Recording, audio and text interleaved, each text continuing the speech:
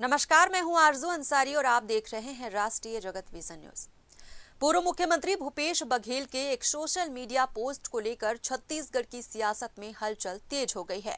उन्होंने उपराष्ट्रपति पद के उम्मीदवार पूर्व जज सुदर्शन रेड्डी पर हो रही टिप्पणी के जवाब में गृह मंत्री अमित शाह पर निशाना साधते हुए लिखा, जब एक तड़ीपार गृह मंत्री और भाजपा अध्यक्ष बन सकता है तो एक पूर्व जज उपराष्ट्रपति क्यों नहीं बन सकता। इस बयान के बाद बीजेपी और कांग्रेस के बीच जुबानी जंग शुरू हो गई है। कैंडिडेट है, उन्होंने सलवा जुड़ूम में जो किया है उससे नक्सलियों को मदद मिली है। देखिए, उस समय तक के चुप क्यों थे अमित शाह जी?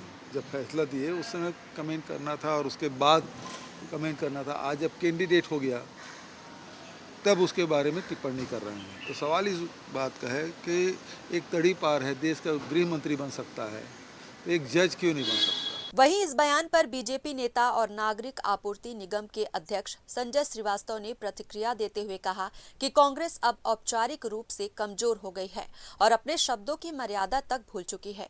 उन्होंने कहा कि देश के गृह मंत्री के लिए इस तरह की भाषा ठीक नहीं है। साथ ही उन्होंने यूपीए उम्मीदवार को लेकर सलवा जुडूम का हवाला देते हुए कहा कि नक्सली समस्या छत्तीसगढ़ की नहीं बल्कि राष्ट्रीय समस्या है और ऐसे उम्मीदवारों को समर्थन देना कांग्रेस की सोच को दर्शाता है। देखिए, कांग्रेस वैचारिक रूप से बहुत कमज़ोर हो चुकी है।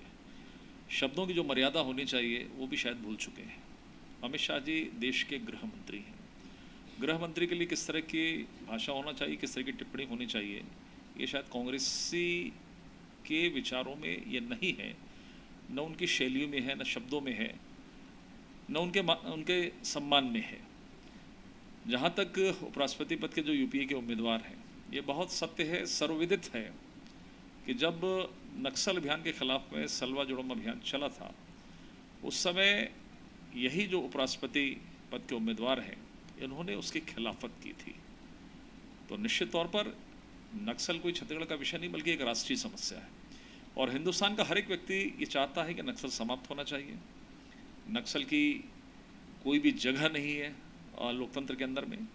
लेकिन ऐसे समय में यदि कोई एक अभियान आगे बढ़ रहा था उसके खिलाफ में फैसला दिया गया इनके कैंडिडेट के द्वारा, तो ये बहुत स्पष्ट है, आम जनता इसको समझ रही है कि वास्तविकता क्या है।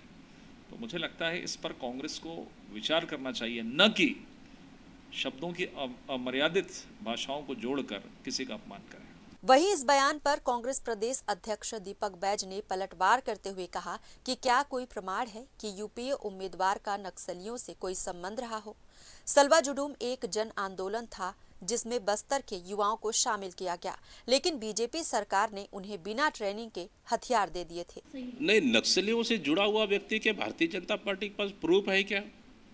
सबसे पहली बात देखिए, सलवा जुडूम के मामले में जो फैसला आया हमें अच्छे से याद है कि जब सलवा जुडूम चल रहा था बस्तर में, सलवा जुडूम एक नक्सलियों के खिलाफ एक जन आंदोलन था और उस जन आंदोलन में जो वहाँ के युवा और ग्रामीण थे, भारतीय जनता पार्टी की सरकार उनको सीधा सीधा AK-47 इंसास जैसे हथियार उनको दे रही थी।